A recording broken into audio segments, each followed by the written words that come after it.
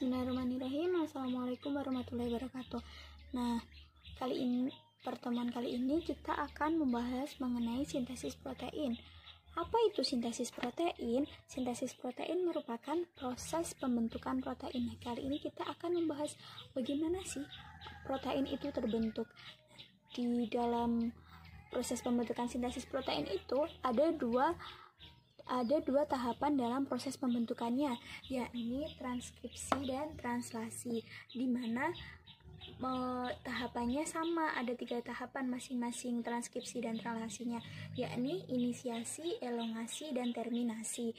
Yang membedakan nanti di transkripsi dan translasi itu ada beberapa proses yang membedakannya, kenapa dikatakan itu proses transkripsi dan dikatakan proses translasi. Nah, dari proses transkripsi ini dari DNA atau biasa kita sebut double helix akan diubah menjadi RNA duta atau RNA messenger. Dan di tahapan transkripsi ini kan ada 3 tahapan, inisiasi, elongasi, dan terminasi.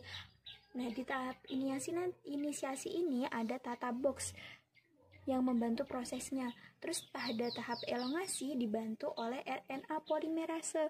Kenapa dibantu oleh RNA polimerase? Karena proses transkripsi ini akan mengubah DNA menjadi RNA duta, maka dibantu dengan RNA polimerase. Kemudian yang ketiga yakni terminasi atau sinyal, di mana nanti apabila muncul sinyal kode urutan asam amino AAU dan AAA, maka proses transkripsi akan berakhir. Kemudian proses translasi. Proses translasi itu merupakan proses tahapan kedua dari sintesis protein ini. Ini kan ada lingkaran. Nah, ini tuh 1/4 bagian dari nukleus. Nah, untuk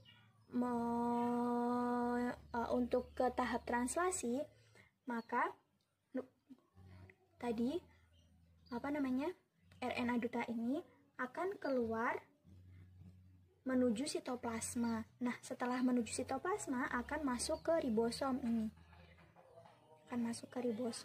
Nah, di proses translasi ini juga ada 3 tahapan, yakni inisiasi, elongasi, dan terminasi. Inisiasi itu codon start.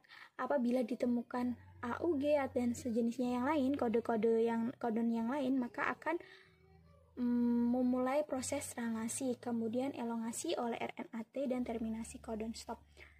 Ini codon stop UAG, UAA, UGA itu sebagai tanda apabila sudah ada codon seperti ini, maka proses translasinya akan berhenti. Nah, ini ada gambaran di ribosom ini, yang atas itu disebut dengan subunit besar dan yang bawah disebut subunit kecil.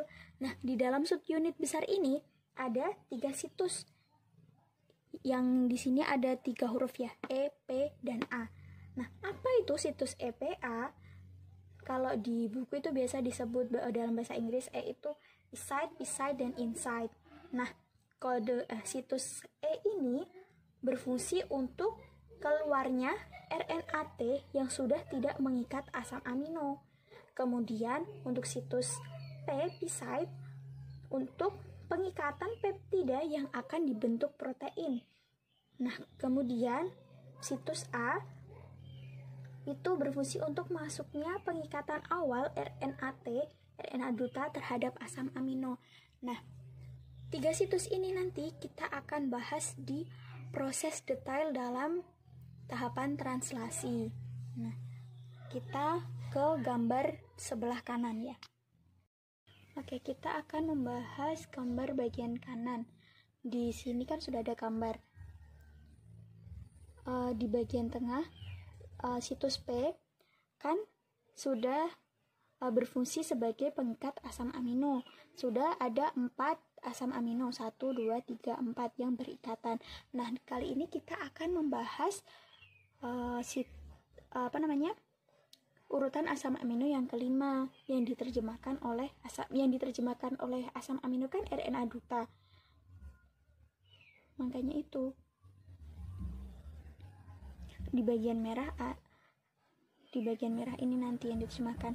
Semisal di bagian merah ada kode KKK, maka otomatis yang bagian biru ini akan datang biru.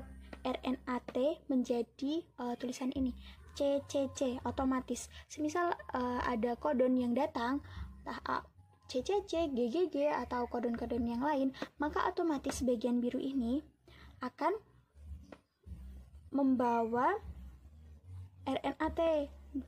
Kemudian diubah menjadi CCC, bagian ujung membawa asam amino jenis kelima. RNAT-nya nanti masuk ke ini, ke situsnya. Dicoba perhatikan. Kehadiran amino asid RNAT mengikat kodon pada ribosom. Tadi kan datang GGG, kemudian kehadiran amoniasil RNAT mengikat kodon tadi pada ribosom ini. Kemudian datang ke tahap selanjutnya. Tadi kan ini RNAT-nya sudah GG-nya masuk sambil membawa kode, semisal GGG itu kode glisin, masuk ke tahap selanjutnya. Nah, ini kan 1, 2, 3, 4. Yang CCC ini kan tadi ada bawa kode genetik yang kelima. Nah, ini masuk ke urutan ini. Nah, semisal dibuat gambar, maka akan membentuk gambar seperti ini ya. 1, 2, 3, 4. Nah, urutan basa kelima ini akan berada di ujungnya. Nah, ribosom mengkatalisis pembentukan ikatan peptida antara asam amino yang baru dengan ujung karboksil penambahan polipeptida. Ribosom kan tadi sudah mengkatalisis. Nah, kemudian ini akan menyatu. Ya, urutan asam amino yang kelima akan menggabung. Nah, tadi kan ini kan udah masuk ya, kode genetik yang kelima. Asam amino yang kelima masuk, otomatis kan warnanya berubah jadi biru. Karena ribosom mengkatalisis pembentukan ikatan peptida antara asam amino yang baru dengan ujung karboksil penambahan polipeptida. Nah, kemudian akan datang ke tahap selanjutnya. Ini kan udah berubah jadi biru-biru semua. Ini kan tadi semisal ini kan digabung, maka ini akan membentuk seperti ini. 1, 2, 3, 4, 5. 1, 2, 3, 4, 5 pasang asam amino. Yang kelima udah tambah ya. Nah, yang tadi tengah ini udah nggak mengikat asam amino di bagian ujungnya karena dia udah pindah masuk ke bagian situs A. Nah, kemudian warna biru ini akan bergeser ke sebelah kiri, sehingga nanti birunya akan bergeser ke sebelah kiri seperti ini. Nah, gara-gara bagian biru ini sudah tidak mengikat asam amino, maka dia kan bergeser ya tadi, maka dia disebut situs E, pengeluaran. Nah, karena dia sudah tidak mengikat asam amino pada bagian ujungnya, sehingga terbentuklah 5 asam amino ini pada bagian situs P. Pada bagian kanan tadi kosong, karena di bagian kanan namanya situs A yang merupakan sebagai pintu masuk RNAT. Nah, ibaratkan kan kalau ada tamu yang masuk ya, berarti kan dia geser ke kiri, selalu geser ke kiri. Begitu lagi, semisal ada tamu lagi di bagian tamu datang lagi, otomatis dia geser ke kiri terus. Nah, karena itu RNAT ditranslokasikan ke ujung ribosom, gesernya ke kiri terus.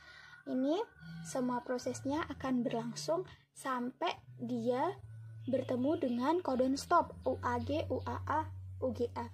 Nah, kalau sudah bertemu dengan codon stop, itu sebagai tanda proses translasi sudah berakhir. Seperti itu. Sekian materi sintesis protein kali ini. Apabila ada hal yang kurang jelas, silahkan ditanyakan. Wassalamualaikum warahmatullahi wabarakatuh.